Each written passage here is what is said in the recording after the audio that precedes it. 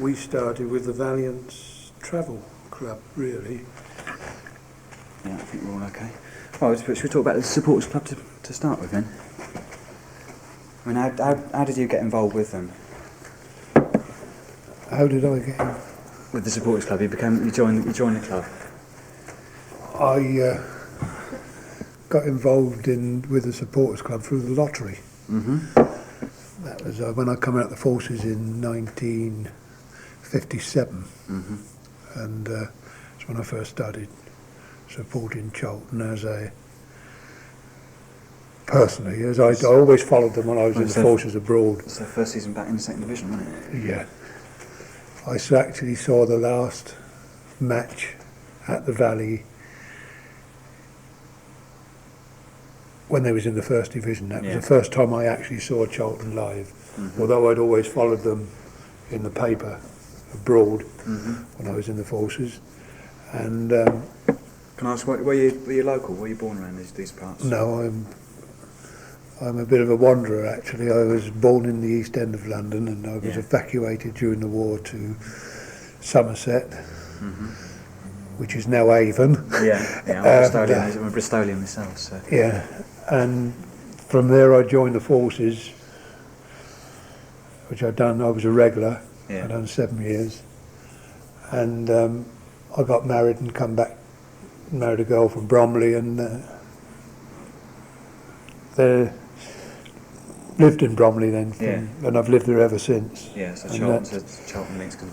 My father-in-law used to support Charlton and Millwall. He was one of those who went to Charlton one week and Millwall the next, and that's when I first saw Charlton play live, is when he actually took me to the Valley, and that was the last game in the first division. Had he taken you to the Den before that? No, he hadn't been to the Den. So if he'd taken you to the Den, you could have been a Millwall supporter? I don't think so, no. Then I started coming regular, and then I become a lottery agent. And as a lottery agent, I gradually sort of worked up. Started on the committee. It's through the lottery between is it Blower and it.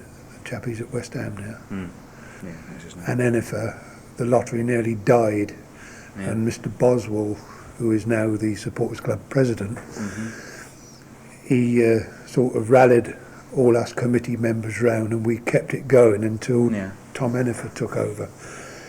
And the lottery was actually operated by the lottery was actually it was actually operated.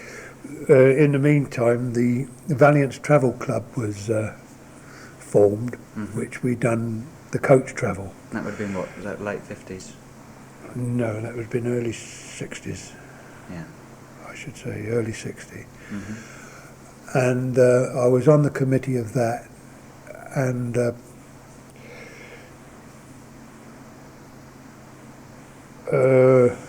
can't think of his first name now.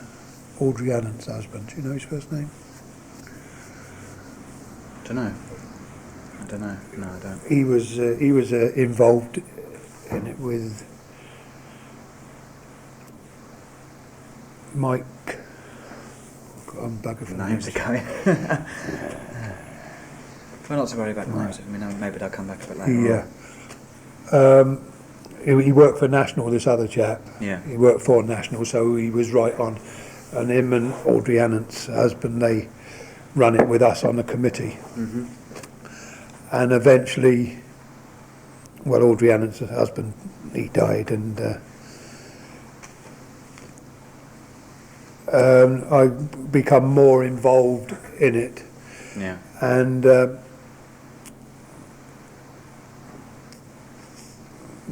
gradually, worked up to I was actually running the coaches myself.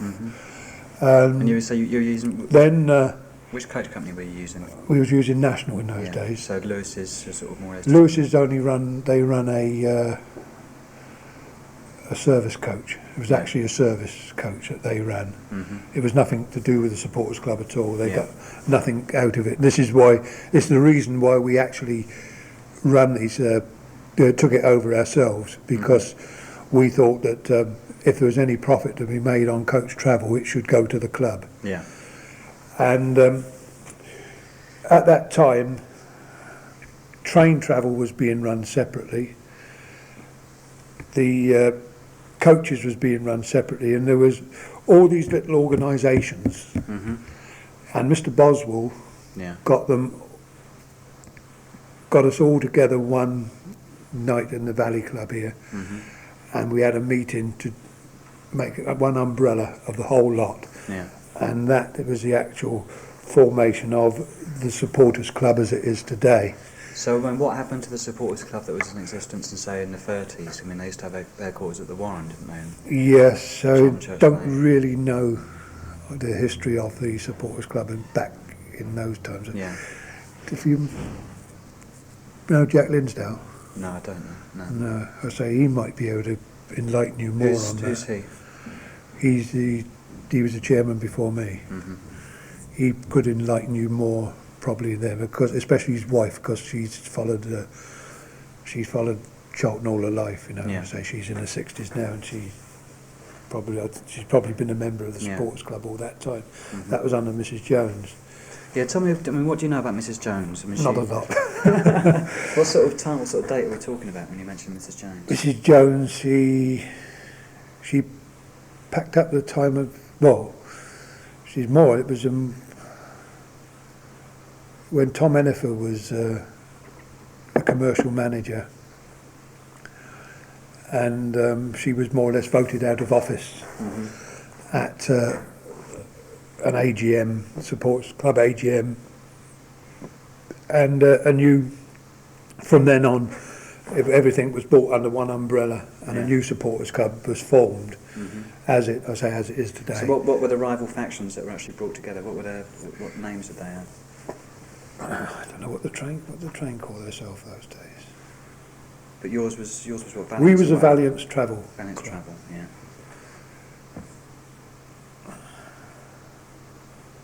I think the trains was run by a chap called White. Paul might know in there. I'll see him later on. And I forget what it was called. Anyway, we was all brought under one, and then from then on, I say the Supporters Club was, as it is today, was formed. With Mr. Boswell as chairman, and Jack Linsdale was vice chairman. I was a committee member. Well, Mr. Boswell became a director of the club, and it is not the thing for a director of the club to be chairman of the Supporters Club, although he did continue for quite a while he was a director of the club, and eventually he passed the chair over to Jack Linsdale, who was vice chairman, and I was asked if I would be vice chairman, which I accepted, and my name was put forward, and I was voted in as vice chairman. What sort of numbers were you actually getting to travel away to matches in those days? Because obviously in those days, enthusiasm is sort of starting to wane a bit, wasn't it? Yes, in those days it wasn't too bad at all actually. When you think of places like Fulham, where you struggle probably to get one coach today, we used to run 3 or 4 coaches to places like Fulham. We was always mostly ran 2 coaches. Yeah.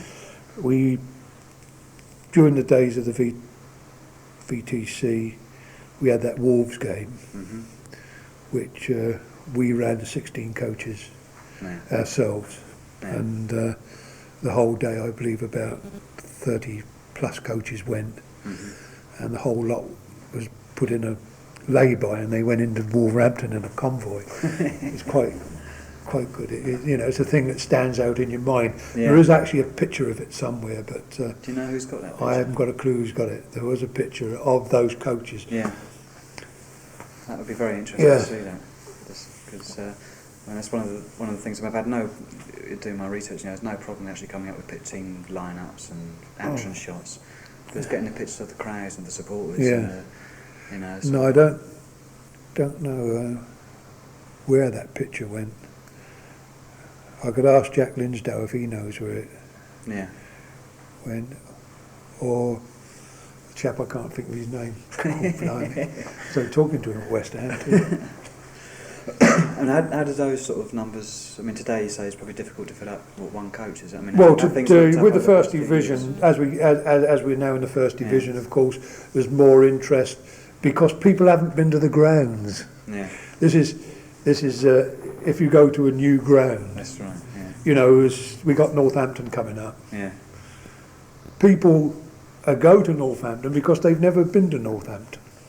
yeah, If we went to Northampton as they go in the Littlewoods Cup this year, and say Northampton become in the first division next year, they wouldn't be all that interested to go to the first division game as they would this one because it was the first time. Yeah. You know, that's a scene to what builds up on there. yeah. Have the numbers actually in the supporters club sort of built up since the arrival back in the first division? Yes, we have. It's very, very difficult again because let's say we average somewhere around about 600, 650 members of the supporters club. But if we get a cup run, and then it builds up to way over 1,000, because people want to travel because you get an away match in the cup, and they all join the supporters club to travel away. And then our figures go right up to 1,000, and then all of a sudden they drop back down again to around about the 600. They level out around the 600 mark. Yeah. I think they went up when we joined the first division because, as I say, people haven't been to these grounds. People haven't been to Selhurst. Never been to Old Trafford, never been to Enfield, and I was the same myself. Yeah, that's right. That sort of excitement that goes into the place for the first time. I mean, I can imagine if they sort of play Northampton sort of, a couple of times a season, the turnout would be very poor. That's right, yeah. But I mean, as it's like a lower division club, they're expecting to win as well. I suppose the interest will be there. But what was that last game of that, for the first time you saw Charlton play, that last game of that season in 56, wasn't it? Yeah. 55, 56. I think it was Luton Town. I'm sure it was Luton Town. But they were already relegated by then, weren't they? I think that was they was really relegated on that match. I was on that match. But I don't know if it was actually the last match, but it was. I know it was round about. It was the end of the season. Yeah. But of course, Jimmy C would have only just left. To check records to put that one in. Because I think they played Tottenham, I think, after that. And I don't think it was home. Might probably been away or something like that. But I know it was round about the last match. I always remember it because as the referee blew his whistle for as the final whistle, the Evans opened and it absolutely fell down with rain. Washing Charlton into the second division. What was the result of that game? Can you remember? You're going back a long time now. I've got an idea it was about 2-0, but that's again you had to look the records up.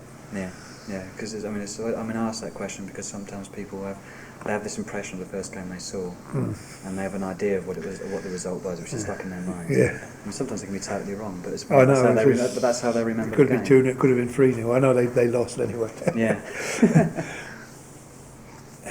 What about? Sort of still talking about the supporters club, bringing it sort of more up to the present day. The last 3 years. The last 3 years is. There's been a lot of turmoil. Well, yeah. When we moved from the Valley, or around about that time, Jack Linsdale, who was chairman, then resigned. And as vice chairman, I was asked if I'd take over the chairmanship. Were his reasons for resignation actually the move? No, I don't think so. I would just say he resigned, because there was, I know there's been all sorts of muck flying around. Well, yes, I don't think I don't think so much it was a move. It could be personal reasons, but everyone's entitled to that. So I took over as chairman, and I've stood down and been re-elected, but I've had all the hassle of the moving to Selhurst and thing and another. We've had disagreements. I didn't agree with this boycott they was going to have, and they formed a Valley supporters club through it, but that's now been disbanded. And we've got 4 of their members on our committee now. So we've probably got the strongest committee we've ever had at the present time. You've got people who are actually fighting for the club. Yeah. And I mean, I was at the meeting last week. Yeah. And really, we didn't find out anything new. No, you're not going to find out until, I think Mike Norris is he's a dedicated man to Charlton. Yeah. You know, but his policy is to keep everybody informed. Yeah. Communication, he's. Well, that's been one of the things that has let the club down. It for the has last been, few yeah. years. Yeah. I mean, especially the move came under so suddenly. the Fryer regime. There's had no communications whatsoever. Yeah. With that, although we had meetings with Jimmy Hill and Mike Norris, but they couldn't never really tell us anything. You know, it was more or less a general running of the club. Yeah. I mean, you'd think that the official supporters club would be the first people to know. Well, you would do, yeah. But, I mean, at what point were nobody. When they moved, there's no doubt. I think it was a surprise to everybody. Yes, you found out at the same time as everyone else. Yeah. Handed the piece of paper and they come through the gate. I think even people who worked in the club found out the same day as well. I think they was just as surprised. Yeah. I mean, it must have really. I mean, it did split the sort of supporters. I mean, the loyalty was really put to the test through. Yeah, and I mean, even today there are a lot of lifelong supporters who would never have missed a game at the Valley or London away, who won't go to Selhurst. They won't go because of the travelling mostly, I think. Mostly the travelling, but also they go there and they feel that the atmosphere is not there. Right? It isn't there as it really is. No, it's not. You know, you take last Saturday, all you could hear was Millwall. Well, there's more Millwall supporters there than Charlton supporters. Charlton supporters won't go to see Millwall play. No, that's right. I mean, it is a three-sided ground for one thing. You know, like that Sainsbury's car park at one end. I mean, it just the atmosphere is definitely lacking. Yeah. But, I mean, with the arrival of Voice of the Valley earlier in the year, the beginning of the year, wasn't it? And the Valley Supporters Club and the sort of campaigning that Rick Everett and Steve Dixon have been doing between them. Yeah. I mean, obviously it caused problems between themselves and the official supporters club, and the club itself was put under a certain amount of pressure. But do you feel it was beneficial to there wasn't really any problems. Steve Dixon did hand in his resignation, which we didn't accept anyway. We never accepted his resignation, which he handed in, and the problem was that we talked this over on the committee, and we thought that it was more important to support Charlton to keep them in the first division at that time. Yeah. Because as a second division team, I think, would Mike Norris have bought the Valley? Well, exactly. These are the questions that you sort of ask yourself. Would he have bought the Valley? Would he have bought the club as a second division club? Well, the thing is, in '84, would there have been a club? I mean, that was. That's it. Yeah. But I mean, for that first season away from the Valley, or from the end of September, I mean, they were a second division club. They were. And what was the sort of the reaction of the supporters club to the move?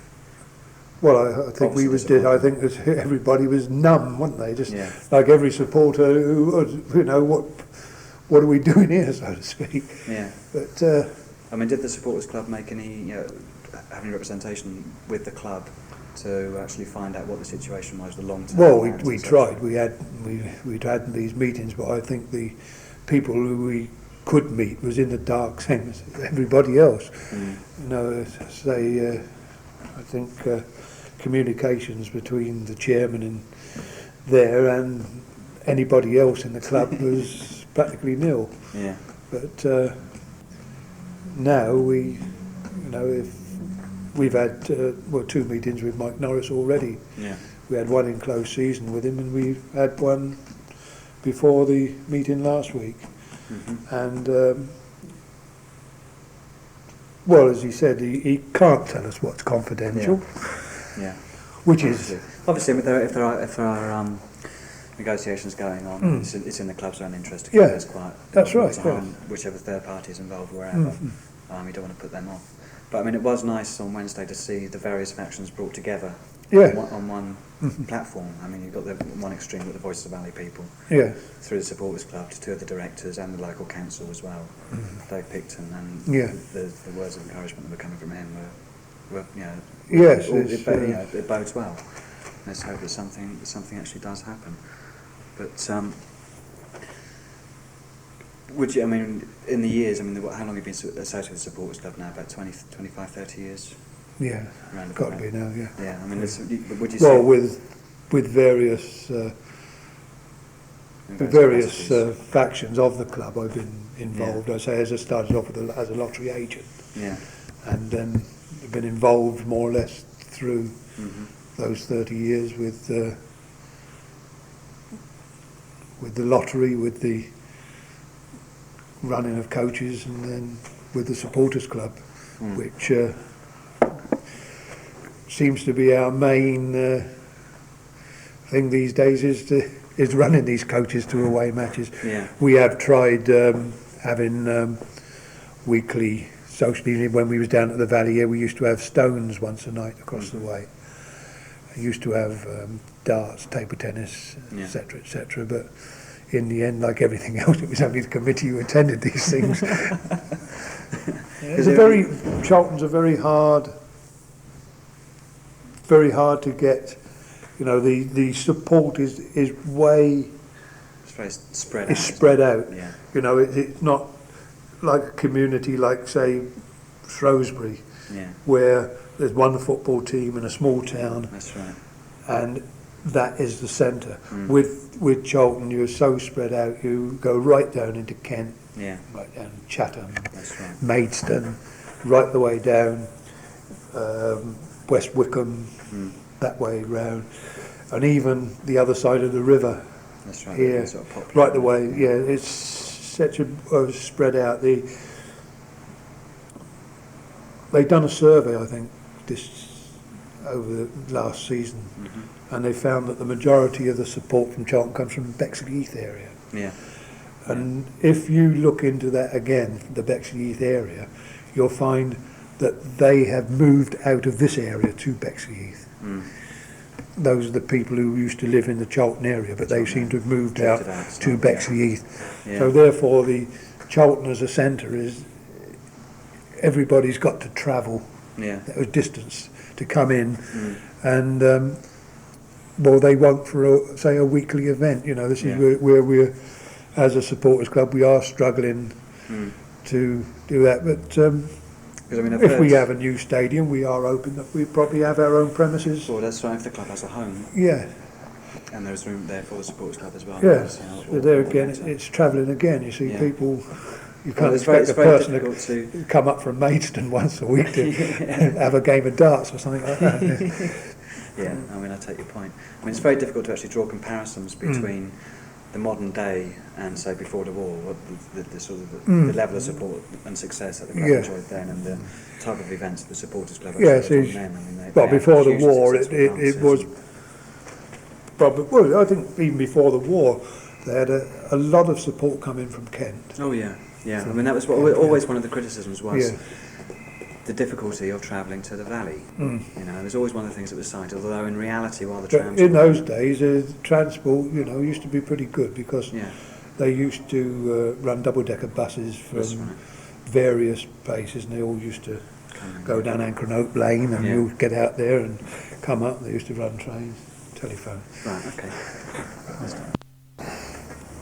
No, because in the 30s, I mean, there was a very... I mean, for one thing, well...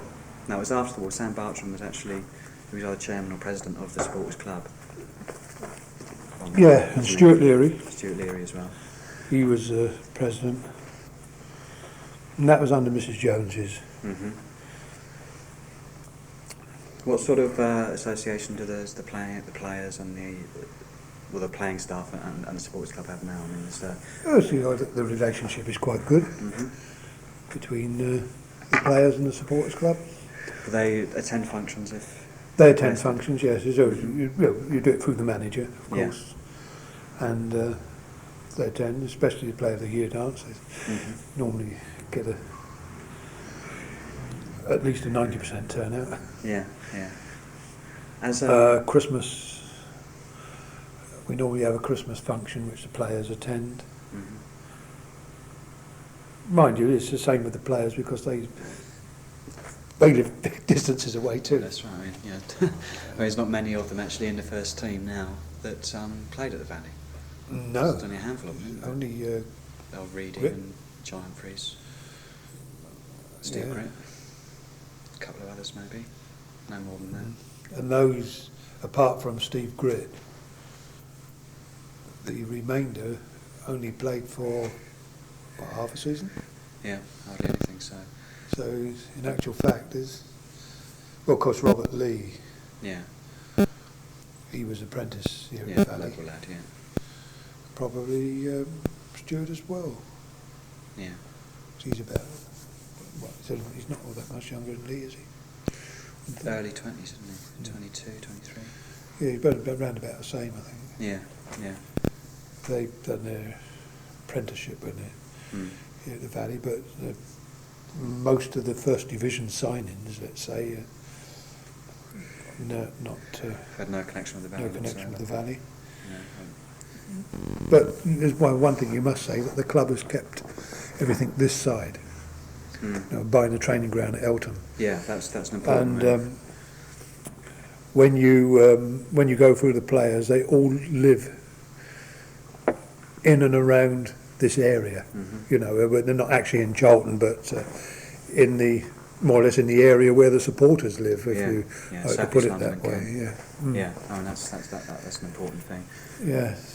Through You know, I think a lot of people thought that we would lose our identity going to Sellers, but I think the club has, as a whole, has made sure that we do not lose our identity. Yeah, I mean, I think if anything, the combination of First Division football and the move could have actually strengthened the identity of the club. Yeah. In that people actually feel there is something worth trying to hold on or fighting Yeah. for. And whereas maybe the last few years at the Valley there was a tremendous amount of apathy. The gates were abysmal. Yeah, this is it. Third Division football at the beginning of the 80s. Yeah. So you still got to ask. You still got to ask the question: what would our gates be now, even in the First Division? Yeah. You know, Yeah.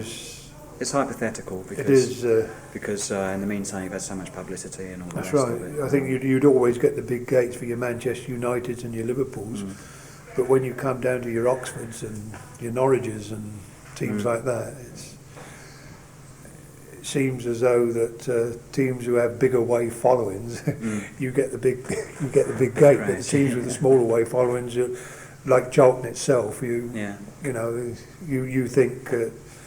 Probably we take, say, 1,500 supporters away, and these clubs who, like Oxford, Norwich, and that, they probably do about the same as what we do. Yeah.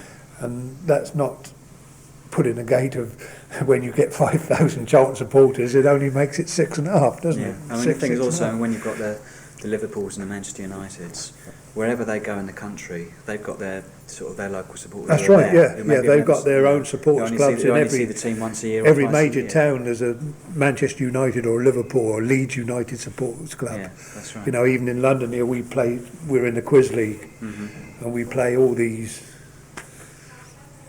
top teams, which are. They are the Plymouth Argyle Supporters Club in London is one of the teams in the league. You're popping a man tonight.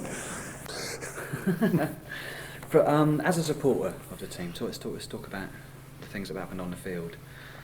Everyone has their heroes. I mean, it's very difficult. I suppose more difficult for you as you've been so directly involved with the antics of both on and off the field. But I mean, what names over the years you've been watching the team come to your mind as the outstanding players? Well, Stuart Leary. Of course, yeah. Sadly departed. He was I think he was the top player in my time, Stuart Leary. Graham Moore, Alan Campbell, great midfield in those days. Graham Moore, that's an unusual choice, because not a lot of people bring him up. No, I thought he was a excellent player, and he was a great man of the supporters club as well. Oh, yeah. He was, he would always stop and chat and turn up to functions. Charlie Wright. Mm-hmm. Of course. Great character. Great character. And well, from then on, I more or less got personally involved with most players. And Yeah, so it's difficult to actually set them apart. Come up the present day, I've got to say, Walshy, I suppose, is the man. I'm very pleased with the way that Mackenzie is shaping up. Shaped up after he had a bad start, but I think he's now become a top midfield player. Having said that about Walshy, the Liverpool game, I thought he was just lacking a bit of aggression. I mean, maybe he's been out for a long time. Yeah, and they still give him the star players, don't they? Yeah, I mean, the papers. Yeah, they do. But I thought he was a bit reluctant to take his man on. Yeah, he really was. I think he'd be more reluctant now. Now he's cracked his shin again. So. Yeah, it's a bad setback for him. Yeah, I feel sorry for him. What are your impressions of the team at the moment? Well, much the same as everyone else. I should say so. Yeah. I mean, after the sort of the last 3 months of last season, when they were playing as a team and they were, I thought that he would have strengthened the centre of defence up during the close season. Yeah. I thought it was a disappointment actually not to see a central defender. Well, we sold one, but he wasn't replaced. That's right, Steve Thompson. And one sort of gets the jitters now when you think that if one of the two we got at the present moment get injured. Well, that's right. I mean, it's the same. I mean, the squad is very thin on the ground. Yeah. I mean, how many professionals have they got? About 17, haven't they? I should think so. Yeah, 17. No. Which is a far cry from. I think we've got the strength up front, which we had been lacking, but at the present moment half of them are injured. Yeah, that's right. But are the goal scorers there? Well, Leeburn's yet to make his mark, hasn't he? I'm a bit disappointed with Leeburn personally. Myself also. He's awkward. I mean, he's awkward. They seem to have a lot of faith in the chap, but I'd still like to see Jones have a good run. I think that he didn't probably have a good start. No. Not, as most, you buy a goal scorer and if he scores on his debut, he's a great chap, but he had a bit of a lean time when he come from, he's could be one of these people who take a long time to acclimatise from the third to the first division, or even though he had an international cap or two when he come here, but it's some acclimatise right away, some don't. And some never do at all. Yes, but I think what I seen of Jones, I was very impressed when he come on as substitute at Chelsea. I was too. I thought he made a world of difference. I thought he did as well, yeah. I thought he did very, very well, and I couldn't understand why he hadn't started the game. I mean, he was... Well, that's it, I think. We agree on that. We're all managers in our own sense, aren't we? So, but the young lad Williams, I mean, he's... Yes, he looks very promising. I thought he had a fair game on Saturday. And yes, he played pretty well. He's very lively. I think this is what we have lacked for a long time, is a lively fella up front. Yeah. Somebody who's going to worry. Yeah. He's not afraid. I mean, my impression of Williams, he's on top of the goalkeeper even before he's got his hands around the ball, and it makes a goalkeeper jittery anyway, which he did at West Ham. Oh, he said at West Ham, didn't he? And they wonder, Christ, I've got to look to me laurels here, so to speak. Of course, the Millwall game, he wasn't getting the service that he needed. He wasn't getting those balls coming across. I think he's going back to a few years of we were talking about Martin Robinson. Mm-hmm. Martin Robinson was very, very quick on the back pass Yeah. And this Williams seems to be the same. Yeah. He's always looking out for that type of thing. He's if somebody's going to give a sloppy back pass, he's going to itch onto it. Looking out for the sort of thing that Miller did on Saturday. That's right. Yeah. I want to talk about that though. Well, yeah, you've got to be careful when you talk about these things. No, it's. I mean, it's very. Again, it's a fairly disappointing start to the season. Yes, it is a disappointing start, especially after West when Ham. We avoided the playoffs last season. You thought to yourself, "Oh, no, this is it. Are we there?" Yeah. But again, I thought that there might be some new faces this season. You know, Well, the pressure's on if you've 2 seasons you've just avoided relegation by the skin of your teeth, you think, well, there's got to be a weakness somewhere, and it's got to be strengthened, that weakness, and they've got to buy 1-2 players to push us up to the middle of the table. Yeah. But this thing hasn't happened this season, and No. let's keep our fingers crossed that if they are going to strengthen the team, let it be quick before we do really get into trouble again, because we. I agree. I mean, at the back and in the midfield, there are weaknesses there. I mean, up front, they do have the players up front, providing they can show the form. I mean, you've got Brooksies out and Jones, as you've mentioned. Once they're back, hopefully that will make some difference up front. I mean, they had the opportunities on Saturday. Yeah. I mean, both Lever and Grit had good chances. Yeah, we should have been 3-2 at half time. Yeah. At least. Yeah. I think. Yeah. And then Mortimer missed a sitter in the second half, didn't he? That's right. They didn't. That's right. They took their chances. I mean, they missed 3, didn't they? They had about 6 attacks and scored 3.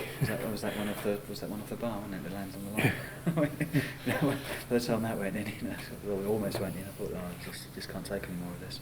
But I mean, one thing you've got to say about Charlton supporters is that they have been very good to their club, because they are, throughout the club's history, the club has been in some kind of trouble more or less every few years. Yeah, I always remember, in Alex Stock's book, I don't know if you read his book, he said that teams go in periods of 3, in 2s. You have 2 good seasons, 2 mediocre seasons, 2 bad seasons. But with Charlton, they seem to miss out one somewhere. They seem to probably have 2 good seasons and 4 bad seasons. I don't know where the mediocre ones come in with them. I mean, there's probably not been another club in the league that's been involved in so many relegation battles throughout history. No. Even in the second division, we always struggled in the second division. Every now and again, we'd have a good season. We'd probably finish somewhere in the top 6, but then the next year, struggling again. It was never the table team. Never. And of course, the finances as well have always been very difficult. I mean, back in the 20s, there was a scandal where their manager was removed for burning the books, Walter Rayner. That was following. They moved to Catford for half a season, and then there was. Of course, in the 30s, when the Bixtings came in, they were in dire financial straits then as well, the early 30s, and it's just repeated itself all the way through. They've been up and down like a yo-yo, with the exception of the seed years, or the first 15 of the seed years. The last few, they were finding themselves in difficulties again. But I suppose when you started following them, Jimmy Trotter had just become manager. Yeah. And he was with them, 5 years, wasn't he? That's right. Yeah. What was your? Jimmy Trotter we used to have that Sawyer's Lodge then. Do you remember Sawyer's Lodge? Where was Sawyer's Lodge? It was the building. There was a brick building in Valley Grove. Yeah. By the entrance. Oh yeah. And that used to be our meeting place for the lottery. And Jimmy Trotter often used to come down there and sit down and say all the yarns about the England team and one thing and another. It used to be quite interesting evening when he used to be there. Yeah. Because he was the England trainer at the time, as you know. Yes, of course. Do you feel that maybe he went above himself in trying to take on the management duties rather than just being the trainer? Yes, I think probably he did. Yeah. So I think I think he was made manager as loyalty sense. Yeah. You know, he was trainer all those years and number 2 more or less to Jimmy Seed, and I think the loyalty. Well, it works with Liverpool, but it didn't seem to work with Charlton. Let's put it that way. Because of course, when CD, I think left. Charlton was the same as many other teams. They had a very good first division side, but they kept that same side year in, year out, year in. It was nobody was ever replaced, and then all of a sudden, the manager thinks to himself, Christ, I've got 11 blokes here about 30, 32, 33 years old. You know, I've got to start bringing some youngsters in. They're all over the top. And the youngsters hadn't got the experience. Yeah, I mean, I suppose that was one of the things directly after the war, because... Yeah, and it wasn't only Charlton, it was every team. When you look at your Boltons and your Portsmouths and all them, they all kept the same team. They never... Yeah. And Liverpool was the first team to... They brought in fresh blood. All the time they brought in fresh blood. They was putting players more or less out to grass in their heyday. Yeah. You know, they might be 25 years old, they get any first division team in the country, but they was replaced by a younger player, and they kept that momentum going. And I think that today now clubs are realising this is what has got to happen. You've got to have that injection of fresh. You've got to have blood injection of fresh all the time. Yeah. Otherwise you just... If only for the sake of keeping the older players on their toes. Yeah. Just you find yourself, you've got, instead of 11 30 plus year olds, you've got 11 19 year olds who've got no experience whatsoever, and all of a sudden you start tumbling. Yeah. There's always, remember Mike Bailey's words when he was manager, if you get used to losing, you carry on losing. If you get used to winning, you keep on winning. It's very true. And it's quite true. Yeah, it's very, very true. And this is where you see teams, they get relegated from one division to the next division to the next division. You know, when I was from Huddersfield in the early 70s, and they just tumbled straight down. That's right, down all four. You know, and it's much more difficult to do it the other way around. That's right, yeah. Of course, Charlton managed it in the 30s, and Wimbledon have managed it since. But yeah, it is. I mean, it's very difficult to actually imagine what would have happened if the war had not been there, because obviously Charlton were at their peak. They really were peaking, and they for the last couple of seasons before the war, they'd consecutively finished in the top 3 or 4. You know, the first season there, they were runners up by a couple of points. And just directly after the war, they managed to. I think their first season after the war, they had 2 cup final appearances. So the second one, they were in the bottom half of the table, right down the bottom of the table. But they were still relying fairly heavily on their old players, even some players that had seen them up through the lower divisions in the early 30s. That's right, right, John Oakes. You know, he was 42 when he played in the 47. Well, that's it. Cup final. It's. And Brian Robson's still doing it today with the international season. Yeah. So, I mean, are there any sort of particular matches over the years Well, that stand out? the one stands out is the Huddersfield match. Yeah. Of course, the 5-1 down with 20 minutes to go. That's right. So I recollect, I always used to stand behind the goal, the uncovered end, just to the left of the goal. And at the end of that game, I was on right opposite the corner flag, and I don't know how I got there. Just saying, you know, what am I doing here? With the excitement of the game, it was just incredible. And I think that match has got to stand out in anybody's who was there. Yeah. Must have been. They had the smallest crowd of the season. It's only about 12,000 now, isn't it? Yeah. So and 12,000, yeah. It was the smallest crowd of the season. Now, what was it? I was about 13, wasn't there? 13 and a half on Saturday, if I remember. Yeah.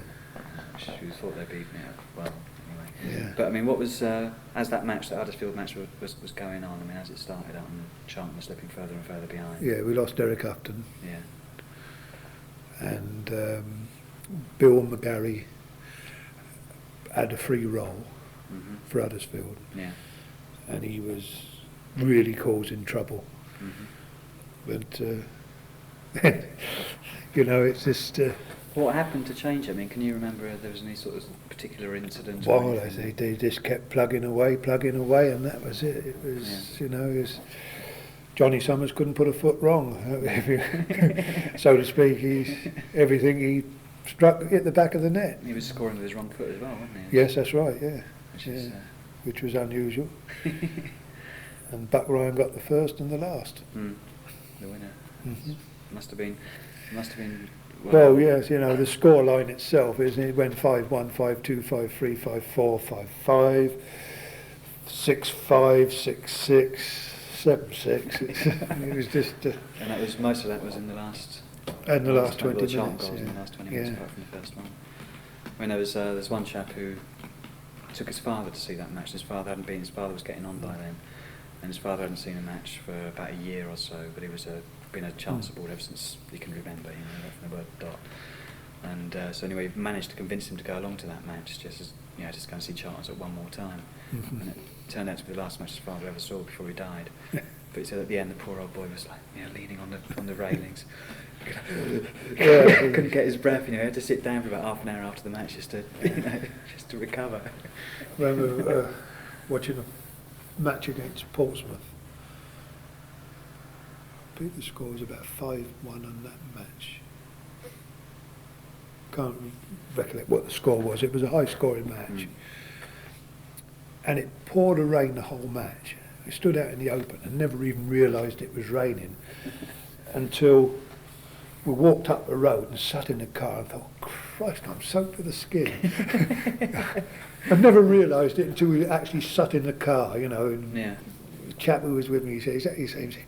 God, blimey, you're right. You know, you then felt it. It's so absorbing. Yeah, and that was here, was it? That was here, yeah. That was here at the Valley. What about sort of the atmosphere on match days, or sort of characters that you would have, you'd probably recognise week in, week out? Well, when I used to stand behind the goal, there used to be a lot of characters behind the goal. Yeah, what sort of you know, the proper old wide boy types. You know, they used to be the same people who used to be in the same group all the time. You know, you'd never known them for the only time you ever see them was at match days, and you was long lost friends. You know, year after year. Eventually I started to sit down. But I never used to enjoy a match sitting down, but now once I started sitting down, I was get used to the comfort. Yeah. What about, I mean, one of the things that people are always bringing up is the fact that there was no trouble. Yeah, I think Charlton supporters have been very... Yeah, well, I mean, even now, I mean, they're not renowned for their trouble. I know they're fairly well... No, the police are very pleased with Charlton, you know. We find this with the away travel, because I liaison with Scotland Yard before every away match, and even, you know, they say, oh, well, Charlton supporters, you're not going to have much problem with them, and they must send the word ahead, because when you hear of other teams, how they've been treated, you know, at away matches, you know, they said, oh, the police have done this and the police have done that.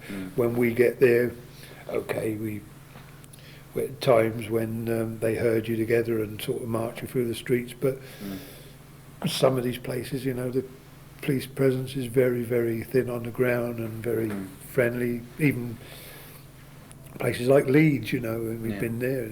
I spoke to the superintendent in charge there, and he says, you know, we're a good lot of chaps you got. I wish everybody was like this when they come in. I said, trouble is that Leeds supporters get the blame all the time. That's what he said. They rise to the bait, or more likely. This Charlton supporters. Yes, I think they're very well behaved, and word goes in front of you when you are well behaved, and I think you do get treated that little bit better than if you was a Millwall supporter, you know. Of course, and Millwall supporters know that, and they play up to it as well. I mean, that's right. You see, I mean, what the things that they were singing on Saturday. Nobody likes us, but we are Millwall. We're here, you know. And this, I did speak to a policeman who'd been a sergeant who'd been working, you know, on duty down at the Valley from about 1938 through to the early 50s, and you know, you say on a big match day there were about 30 PCs there. Mm. I mean, you have, Oh yeah, they used to stand behind the goal. Used to have the same coppers stand behind the goal with you. They used to stand in amongst the crowd, and they just used to be watching the match, same as anybody else, you know. They just used to mingle in amongst the crowd, and that was it. They stand, you know, you could stand alongside a copper, and you got the same copper there probably every week, and you used to chat with him as though he was an ordinary spectator. But, what about when segregation was brought in? How did you feel about that? I think, well, it's the times, isn't it? Yeah. You know, it's.